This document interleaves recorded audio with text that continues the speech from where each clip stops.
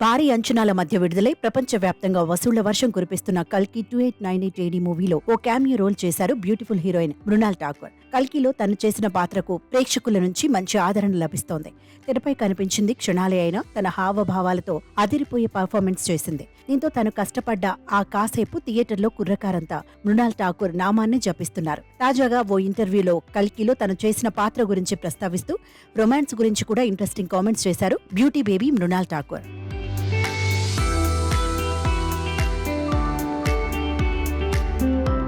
తన దృష్టిలో రొమాన్స్ అనేది చిన్న చిన్న సైగలతోనే ఉంటుందని చెప్పారు మృణాల్ ఠాకూర్. మనకు నచ్చిన వాళ్లు మనతో నిజాయితీగా ఉండటం, మనపై శ్రద్ధ చూపించడం, మన కోసం చిన్న చిన్న పనులు చేయడంతో పాటు మన ఆలోచనలో ఉండటమే రొమాన్స్ అని అన్నారు.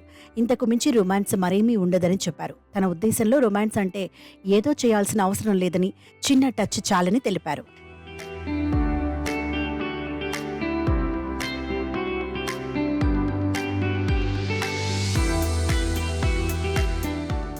సీతారామంతో తెలుగు ప్రేక్షకులకు ఇంట్రడ్యూస్ అయ్యారు మృణాల్ ఠాకూర్. ఆ మూవీలో అచ్చం ఓ తెలుగింటి అమ్మాయిగా సీతగా ప్రేక్షకుల మధ్యలో చెరగని ముద్ర వేశారు. ఆ సినిమా సూపర్ హిట్ అవ్వడంతో తెలుగు సినిమాలో యాక్ట్ చేయడానికి వరుస ఆపర్చునిటీస్ వచ్చాయి. సీతారామం తర్వాత హాయ్ నాన్న మూవీతో మరో సూపర్ డూపర్ హిట్ అందుకుంది.